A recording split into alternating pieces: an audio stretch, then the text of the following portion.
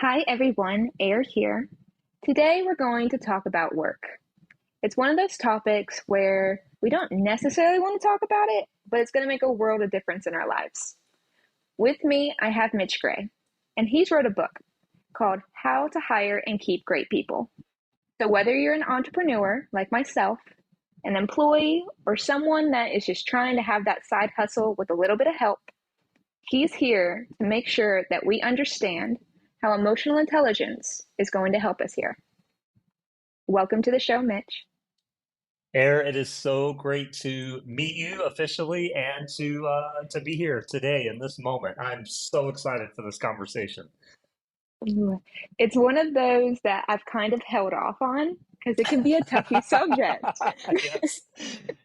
Yes, yes, We yes. might be, 100 episodes in by now, but when it comes to work and it comes Mm, to working with other people, mm.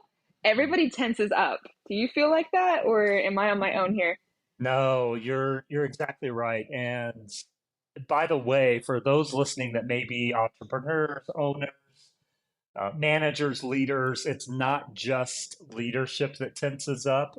Employees do as well. And what's crazy, Air, about this whole uh, this kind of reality. Well, let me say what we have fashioned as our reality in day to day, which, by the way, really isn't real. It's just kind of all created and made up, and we're just doing our best.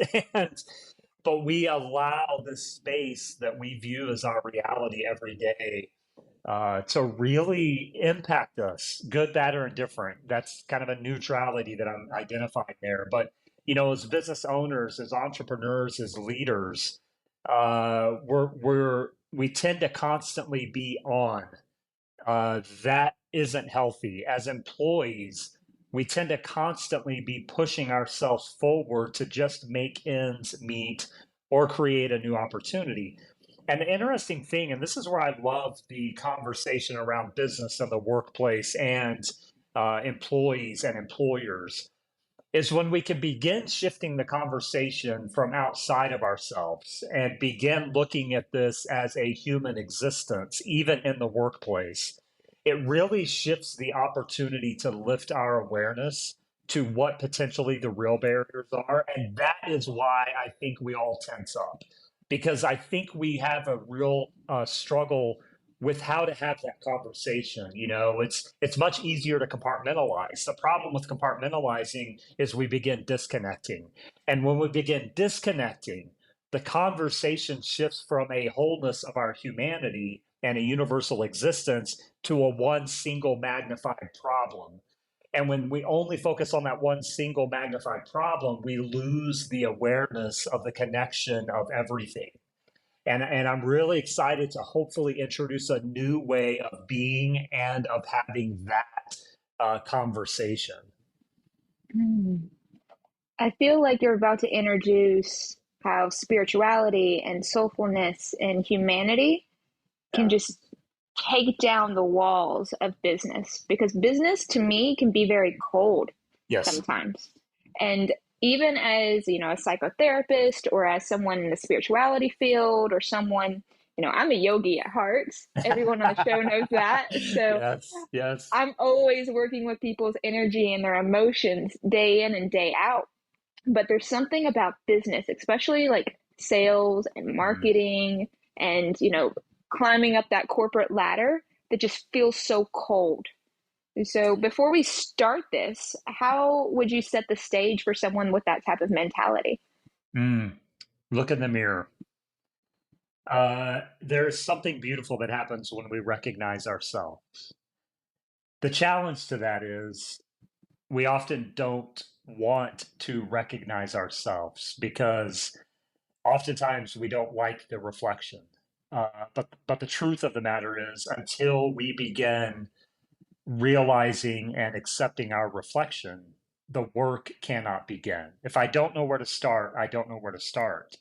And it begins with the reflection. And the reason I bring up the principle of reflection is when we're dealing with the workplace, we soon realize that everything is a reflection of leadership. Everything is a reflection of energy because everything is energy. Whether we call it cold or soft or beautiful or ugly or nasty or high vibration, everything is energy that we're just simply putting labels on so that we can possibly comprehend what's going on. But there are those moments that we comprehend and experience and we don't know how to explain. And those are the moments that begin reflecting back to us. And so to set the stage, it begins by looking in the mirror. As a leader, I'm looking in the mirror and I'm dealing with the shadow self of what's presenting to me. And that is the single best place to start. Mm. I love how you brought up a shadow self because when I think of leadership, and I own multiple businesses and a Mm, nonprofit that I helped found, and I've been an employee in the past. It's been a while, but I remember it because it was traumatizing at times. mm.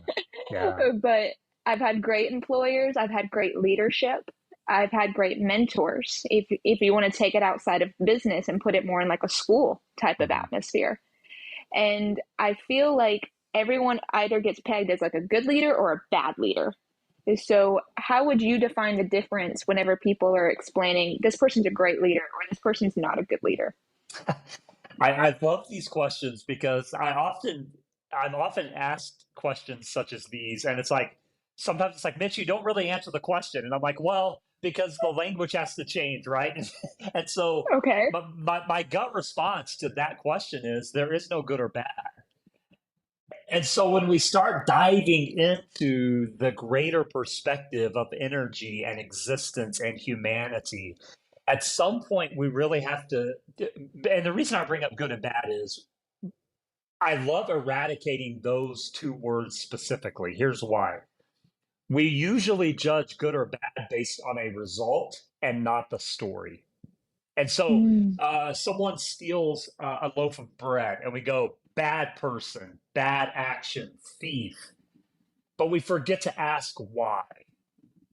There is always a story, and the why might be because they have two young children at home and they just got laid off 3 months ago and they can't make ends meet, and they're only, in their minds, their only chance of survival is to take that loaf of bread. And so when we begin pulling ourselves back from our natural kind of nurtured responses, which would be good or bad, it's like, let me listen to the story. And so I'll tell a really quick story to actually give example of this. Years and years ago, it's like 27, 28 years ago, I was working at a what used to be called Radio Shack. So Radio Shack, for those that don't know, is since defunct. They were like the go-to store for electronics back in the 90s, 80s, etc. And we had a manager at the time, and there were moments that guy would just fly off the hand. I mean, start throwing stuff at us because he would get so ticked off at something for some reason. And I was probably 19 years old at the time. And on the surface, you could go, wow, this is not good. By the way, it's not. It's abusive, shouldn't act that way. But even at 19, I kind of went, okay, there's something going on here that we don't understand. There is very little sensible reason for a boss to come to work and start throwing stuff or cursing people out, etc. Sure enough, you start digging into the story and the action that we're seeing taking place that would label us, that person a bad leader. We're seeing drama at home. Maybe they were treated that way as a child. In other words, we can start unfolding the story. And so for me, it really becomes a question of when I see someone making a decision that I don't necessarily agree with, that is opposed to my perspective, it becomes less judgment and more questioning. Okay, what made that person take that action? What caused that person to make that decision? Why did that person arrive at the point in time that they believe they can treat other people with disrespect and lack of integrity? What is their definition of integrity? And so then it really starts digging deeper into the human existence of that person. And I had someone propose to me a couple of months ago that to really live at a human level, we have to drop all the labels. So, in other words, I don't have a son and two daughters. I was just gifted humans to help guide along this experience. You were not a boss or an entrepreneur. You're actually just a human that had ideas and you took action on them. We don't actually have employees. We don't actually have spouses or aunts or uncles. They're just humans that we're colliding with in this experience. And when we begin looking at things from that perspective, it allows us to drop our definitions of good, bad, effective, ineffective, empowering, non empowering, and just allows us to dig into the human existence story. Mm. I'm feeling like you have a lot of compassion as like your overall blanket of there's no good, there's no bad. We're just having the human experience together. 100%. And compassion can be a learned trait. We can practice it, but it can also be a spiritual gifting. There's a story that my mom tells when I was probably 3 years old that I was trying to share a toy with a friend, and the friend wouldn't take the toy, and I started crying. And my mom said, "Mitch, why are you crying?" And I said, "Because they won't take what I'm giving them." And that's kind of just always been, for my personal experience, the nature that has led me is, if I can lead with compassion in every moment. And by the way, the best practice is compassion of self, also might be the most challenging of all the compassions. I, Mhm. I seem to be much more compassionate to others than I am myself, and that is a practice. But if we can lead with compassion in every scenario, it actually gives opportunity for greater existence, because I'm no longer judging things based on the surface level. Oh my gosh, an employee didn't show up to work again. I get pissed off. I have to take action. You can still have compassion and accountability, and you should have. But at the same time, accountability without compassion becomes a path that leads us to great frustration and burnout, especially as business leaders. And so it really becomes this idea of, how am I creating an ecosystem that is led with compassion and then follows up with accountability? And when we create the systems that honor those two things in synchronicity, we actually create systems for great empowerment, great creativity, and great curiosity. And so that becomes then the mission, and not just in the workplace, but in our daily lives. And I really learned that as a parent in raising kids. It's like, I can either be a parent that dictates and controls every moment, manipulates the situation. That's kind of how I was raised. Or I can create an atmosphere for three little humans to grow up and kind of guide their way and maybe give them some protection and safety, but allow them to make their own decisions. Which one is most sustainable? And I think that really is apropos to the workplace. I think a lot of bosses and leaders say, I want to control the system. Well, that's great. You'll never control the system. There are far too many variables at play. There are far too many uncontrollable scenarios, like the way other people think. You can't control that. So I can create a system that offers compassion and accountability and allows people to flourish. And that becomes a really, really interesting scenario. Mm. I feel like some people might challenge you when it Yes. comes to the emotional self, or you said it earlier in a way as like the shadow self, which is a very spiritual way to put it out there. Some people might be like, hey, my emotions, what's going on at home, what's going on with my kids, what's going on with my partner or my spouse or my dating life or my like whatever, is personal, doesn't really have a place in the work environment. Especially as a leader, you're supposed to be, the image. Right. Yes. So how would you be able to like talk to somebody that's like, hey, this shouldn't even be something we bring to work. This is something like, it happened at home. I'm keeping it at home because I'm not going to throw that thing at that 19-year-old boy at Radio Shack. Right, right. We don't want to become that guy, right? Yes, and that is a question that is asked often, and it is something that I see reflected in the workplace often. And so, really, the response is, and I want to reframe what I think people are really asking. They're saying, "Hey, I can't take this to work. I don't want my employees to bring this to work." What they're really saying is, I don't want to bring the drama of those situations with me to this present moment. And that is a really fair expectation, because we do not want to feed the drama of any situation. But here is the other side of that coin. We cannot control, let me rephrase that. To a certain extent, we can control how things impact us, but to a certain extent, we lose control. So If I have a death in the family of a very close and personal person to me, family, friend, whatever, I can control that feeling somewhat to where it doesn't incredibly overwhelm me. But I cannot control the sorrow, nor should I control the sorrow or sadness that I'm feeling, potentially even anger. So if in that moment this person passes on to whatever's next, but I've lost them in this life experience, I am going to have sorrow. I am going to have frustration and sadness and potentially anger, maybe even some guilt. Who knows? I'm going to have the emotions. It is impossible for me as a human to go to work tomorrow and just completely remove the emotions. I can remove the drama. And I think what many people are asking in that scenario is, how do we get rid of the drama, but still allow people to be human? Because even the greatest leaders of the great, they still feel stress. They still feel anxiety. They feel sadness. They feel anger. They feel frustration. And the best of us learn to allow those emotions to flow in a healthy manner. We learn to listen to them. We learn to feel them. And there has to be moments and capacity in the workplace for Sarah, the part time employee, to feel their emotions. It is unhealthy for them not to. And it is completely possible to create a safe space, which I believe workplaces should be safe spaces. We spend far more time working than we do anything else.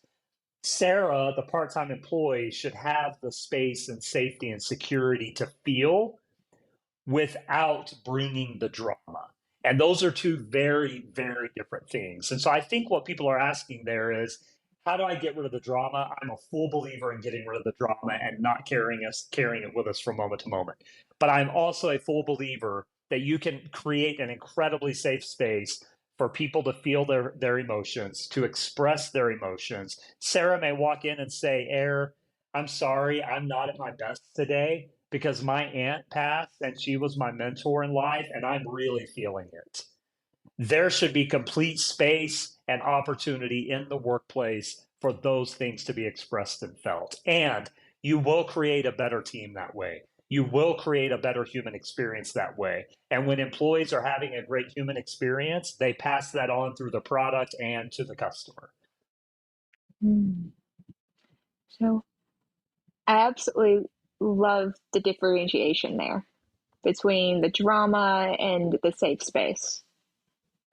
Yeah. With that, you've introduced a huge concept of spirituality. And you mentioned to me off the air that your book actually opens with spirituality. So, how does that set the stage for the entire rest of the book? Because that's a really different approach.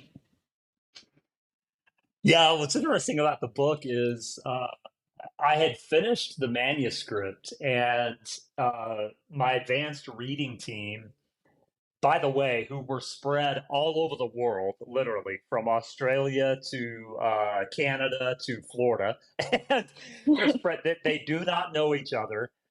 We had a message thread. We were doing this all virtually. It was, during the pandemic, and so we're just kind of all doing this electronically. And but they don't know each other. And what was interesting is the first chapter, everything is spiritual, I had actually placed as the last, because when I wrote the manuscript, I thought, man, there's no better way than to kind of round out the book than with this thought.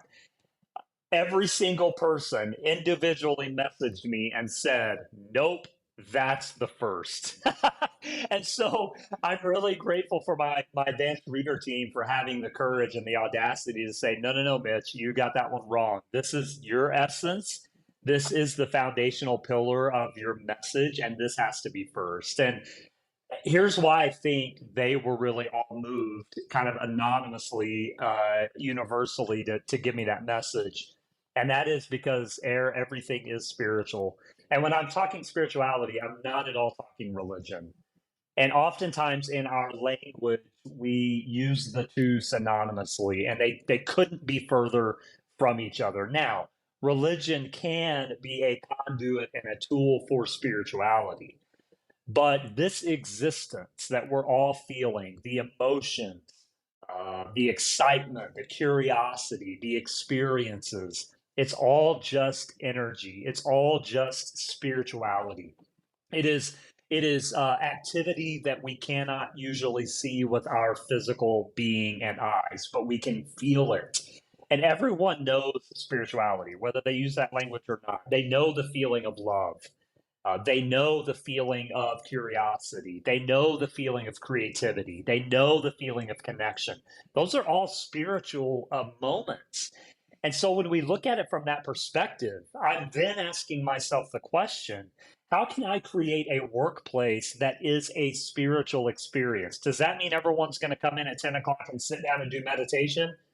Well, maybe not, but probably not. But what it does mean is everyone is focused on synchronicity and energy and how they present themselves in each and every moment. What language are we using to communicate? Do we understand the ebbs and flows of this life experience and this work experience? And when everyone has the awareness and is constantly reminded of that awareness, it creates a connectivity and a synergy that in ways can't be measured, but in many ways is incredibly experienced. And so that's really why I believe my advanced reader team said, no, that has to be the opening message because it's that message that everything else is founded on. And that is, I fully believe that with all of my heart, mind, and soul. I believe that if someone is leading a business right now and everything is going wrong, I believe if they would just put a pause button on operations and focus on emotional and spiritual intelligence and presence, all of the operations and sales would take care of themselves. Far too often, we focus on the byproduct rather than the actual foundation. And when I work with leaders and they're feeling stressed and they're feeling, sales aren't performing or workers are calling in or they can't find the right people that align with what they want, it's 99% of the time because they're focusing on the byproduct, the operations, the sales, and they're completely forgetting the human experience. And if the human experience is right, if the human experience is good, I've rarely seen sales not take care of themselves. I've rarely seen operations go awry because a human that shows up fully in that moment is the greatest single asset you could potentially ever invest in. Mm.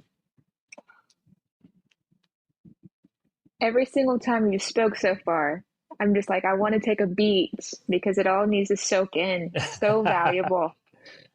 Yeah. I'm glad that you did define the difference between spirituality and religion. Normally, I always open up at some point and ask you about how you define spirituality, and you already Mm. took it there, so I appreciate that as well. I feel like there's also this aspect that we're kind of having a dalliance with right now because spirituality isn't always emotional, and Yes. emotional, like intelligence, is very different from spiritual intelligence. It sounds like we need both to make, this work, to hire and keep great people. But what's the very pivotal differences between the emotional and the spiritual to set this?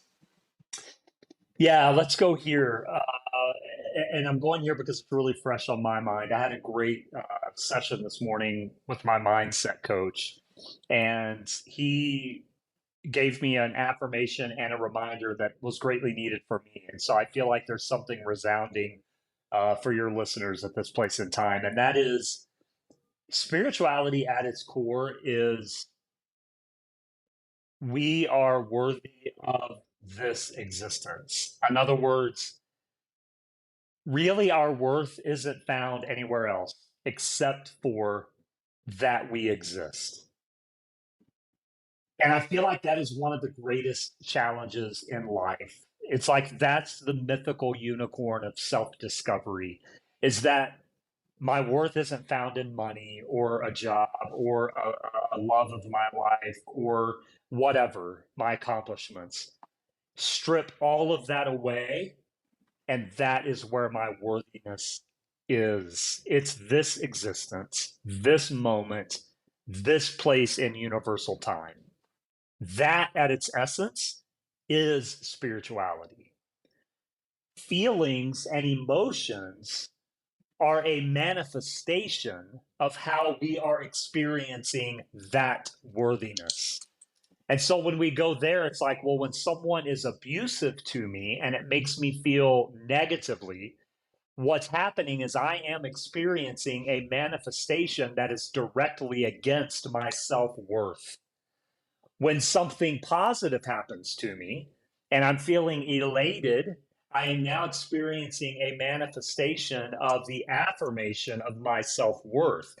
But that abuse or affirmation, they are neither one, my worthiness and my value. They are simply either telling me something is directly opposite of or in affirmation of. And so when we look at that in the workplace, what does that look like? It looks like everything is connected. One person's energy impacts the other. That's spirituality. It is the essence of our existence. We are energetic beings. Our customer experience is simply an exchange of energy.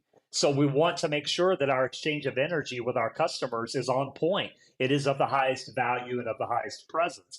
That creates a good experience. But what happens when we're dealing with emotional intelligence? Emotional intelligence is we're giving a safe space that people can feel their emotions, but we're also aware enough when people feel their emotions. And so if I'm having a stressful day as a leader and I'm sharp, I say something in a sharp manner that may be going opposite of my employee or my coworker's presence. I then have the self awareness to go, oh, hold on a second. I'm sorry. I apologize for that. That is emotional intelligence. It's also emotional intelligence for that coworker to look at me and go, hey, Mitch, what you said earlier really bothered me. You really made me question my value at the workplace in that moment in time. Can we have a conversation about that? And when you create an atmosphere and a synergy, AKA a culture of great spiritual and emotional intelligence, you're actually hearing those conversations take place often. It may look like a customer complaining about a product. I'm sorry, customer. We do our best, and in that moment, something just fell through. How can we help get through this? How can we fix that for you? What can we do to really remedy this issue right now? We want to do the best we can to serve you. It's not about making the customer feel guilty. It's not about quizzing the customer and making sure that they're not cheating us over. It's really about being present in that moment. So spirituality is the worthiness of our sheer existence. The emotions and the feelings and the emotional intelligence we bring to the table is simply the manifestation and the response of the moments within that spirituality. Mm. Honestly, Mitch, I think that might have been one of the most beautiful explanations I have heard all year about the Mm, difference between spirituality and emotional intelligence. So I mm, appreciate that so much. mm, I do feel like the scenario with the customer that's, frustrated or angry, or even the employee to the leader, if we're going to flip it and we'll see the other side, the emotional intelligence, I feel can open up to the idea of exploitation as well. mm. Especially if you have the type of culture where you're like, I want great people. I'm trying to be the best leader possible. I'm being spiritually focused. I'm being emotionally aware of my culture and my team. How do leaders make sure that that doesn't get exploited through their emotions? Yeah, that's another question that in one form or fashion is posed often, because really, and if I go off track here, let me know, please. Really, that question is usually stemmed from fear. Uh, Usually, when I hear a question of that nature, it is a leader who isn't quite sure or practiced in the art of connection. And so, let me frame it in ways that I hear that often. Well, if I'm more compassionate, people are going to take advantage of me. Uh, if I communicate more often, I'll get myself in trouble because I'll say things maybe I don't want to say. Uh, if I am more happy around my employees and I show them that I'm grateful, they're going to take advantage of me, et cetera, et cetera. And so, really, that exploitation becomes stemmed from a fear of I think I believe in this stuff, but I'm just not quite sure. Let me remove ourselves from the marketplace and give another example.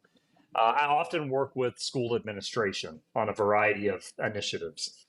And oftentimes I'll talk to a superintendent or a principal of a school and I'll ask the question, hey, how do you feel about when students, children are, when they're more physically and mentally healthy, they make better students? Oh, yeah, we agree with that. We know the data. We 100% agree with that. That's the response I'll get. So then I'll propose, oh, great. So how do you feel about offering more physical education during the day? Oh, no, we can't do that because it takes away from instruction time. Okay. How do you feel about when a kid sits in the classroom all day, that they actually lose their attention span? Yeah, we get it. We know. Okay. So my proposal would be, what if you got your kids up and moved them around a little bit more and actually gave them some, maybe brain breaks here? Oh, we can't do that. It takes. So where am I going with that example? Oftentimes we believe things theoretically, but when it comes time for the practice of them, we get really, really scared because we just don't know. And we fear the unknown. We fear the moments that we are not comfortable. But here's the crazy thing about this human experience, Air. The greatness is found in the discomfort. The next Hmm. level of existence can only be discovered through walking through unknown territory because we just don't know what we don't know. And if we continue practicing this life experience the way we've always practiced it, we'll never know what we don't know. And so, my invitation to leaders that might say, hey, people might take advantage of me in these moments. First of all, I've been in leadership for almost 30 years now, and I've never seen that scenario play out. I've had over 5,000 employees, and I've never had an employee, truly take advantage of me for being too compassionate. I've maybe had a few customers over time, but they're very few and far between. And my second invitation is just give it a try. Just give it a try. You don't know until you give it a try. And so it really becomes this scenario of, as humans, we have this innate ability to talk ourselves out of things that are really good for us and talk ourselves into things that aren't great for us. And we often find comfort in what we know, even if that knowing is complete chaos and unhealth. And so it really just becomes this idea of summoning the courage to try something new.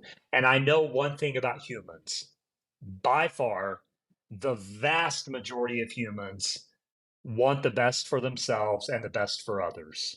Now, they may have some learned behaviors that could push against that, but they're just that, learned behaviors. And so, if we dive into the science of it all, we know that we can rewire brain pathways, neurological pathways. We can actually rewire the thought processes. And so, if we can learn a new behavior, then we can learn a new behavior. And so, it's really just about practicing it and kind of sinking into it. Hmm. So I know that we're getting towards the end, so I want to bring up a topic that we haven't actually approached yet, other than in the title of your book, is the hiring process. Mm, We've talked a lot about keeping the team together and how to be, the best, even with your shadow self as a leader. yeah. But the hiring, I feel like, is one of the most critical portions to get it all right. So, how do you approach your hiring process whenever you're trying to have great people on your team? Yes. First of all, clarity. I love the exercise of creating your perfect teammate persona. And that is an actionable step that people can take today. What type of energy do you want people to show up with? What type of creatives? What type of idealism? What type of presence, aptitude, attitude? Really thinking about the type of energy and the type of representation energetically you want on your team. That is creating your perfect teammate persona because you can't hit a target that you don't know you're aiming at. And so often what happens with people when they're hiring, they're like, well, we just know we need people. Okay, well, what type of people do you need? And when I say that, I'm not talking about the aesthetic, ethnicity and how people dress and et cetera, et cetera. I'm talking about the aptitude, the attitude, the work ethic, the curiosity, the creativity, the energy, the presence. What type of people do you want making up your team and your community? So that's step one, is creating clarity on your perfect teammate persona. Step two is, where do those people exist? Where do they exist? What shops do they shop at? What part of the community are they in? Who do you know in your circle of influence and networking that represents that? They may not be looking for an opportunity, but they know people who are. And so then it becomes just a really fun adventure of finding those people. And I actually believe that you should be hand selecting the vast majority of your people. And I say that no matter the size of your company. The smaller your company, the more you should be hand selecting. But there is no reason, once you have clarity on that, you can't go out and offer a great opportunity to people. And if you can do those two steps, create your perfect teammate persona intentionally with great awareness, and then figure out where those people exist, you will have zero problem. I hear people say it often, no one wants to go to work, no one wants to show up. My rebuttal is, it's because you're not bringing on the right people, because you don't have the alignment of culture and team, and then the alignment of having the right people on the right seat in the right bus. If you bring the greatest person on, but you misplace them and don't give them the tools and the opportunities they need, they're not going to stick around. And so it's really creating that clarity, knowing your perfect teammate persona, figuring out where they exist, and then just having conversations. I will give you, Air, the $64 million question with recruiting. Do you know anyone looking for a great opportunity? If you can ask that question and just give yourself a fun goal, 5 times a day, ask someone, the waiter at the restaurant, the person at the tire changing shop, when you stop to get gas or you go to get groceries, your friend circle. And then if you already have a business with employees, ask your employees, ask them, hey, does anyone know anyone looking for a great opportunity? If you have a team of 10 people, a really small team of 10 people, and you give each person the goal to ask that question 10 times a week, you're now recruiting 100 people a week, literally. Mm. And that's all it takes. And so when I was actually at a meeting with a client the other day, and they were like, yeah, we're going to put new Facebook ads out for applications. I'm like, that's a terrible investment. That's a terrible investment. You have a team of 30 people. Just teach people to ask the question, do you know someone looking for a great opportunity? Because we're a great company, we've built a great culture, and we're looking to add great people. And someone knows someone else. And what's interesting is how few people put that into practice. It's mind-boggling to me. But that is the magic question to hiring and recruiting. The reason people get hiring wrong is because A, they don't create a perfect teammate persona, they don't have clarity, and they're not interviewing the right people. And so we can get rid of all that by having clarity and finding where those people exist. Mm. I love that you mentioned it because my emotional aspect of me, not my spiritual, but my emotional side is like, yes, I've done it right in the past. Because when I was starting the retail stores, I own a company called Flying with Air, which I know is new to you, but not new to the audience.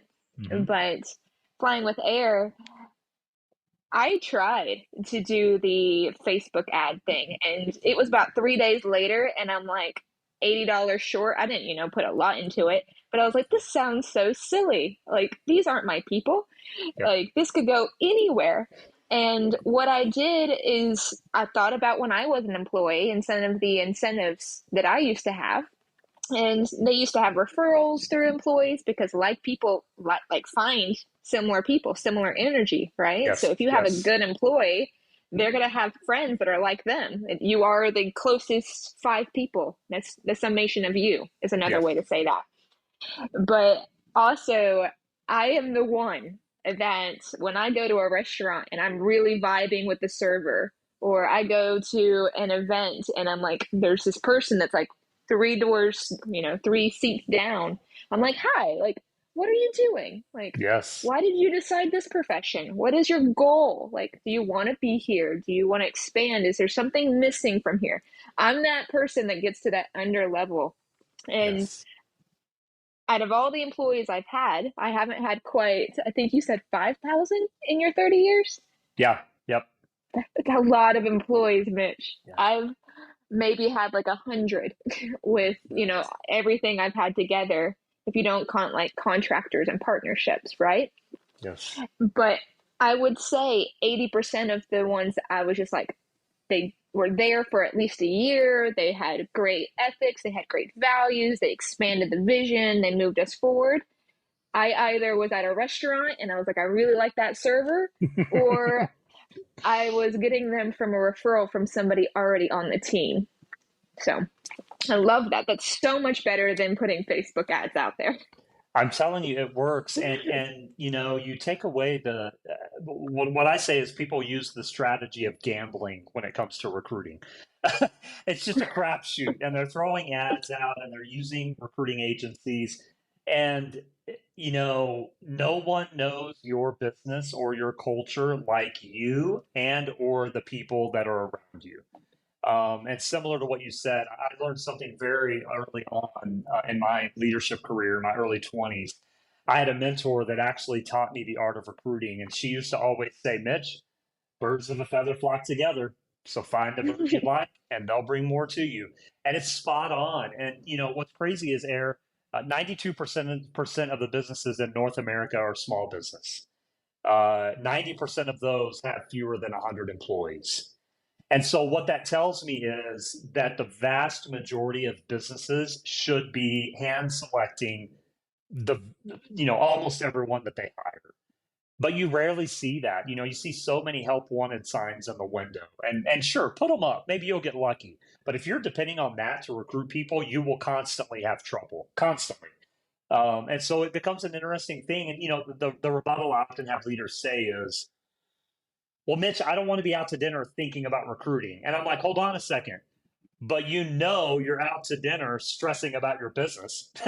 And so it's like, okay, you can either be stressing about your business or you can actually be recruiting to bring great people on that will actually reduce you stressing about your business. And so, again, we know what we know. And until we learn a different behavior or a different practice, then we just continue to do what we know to do.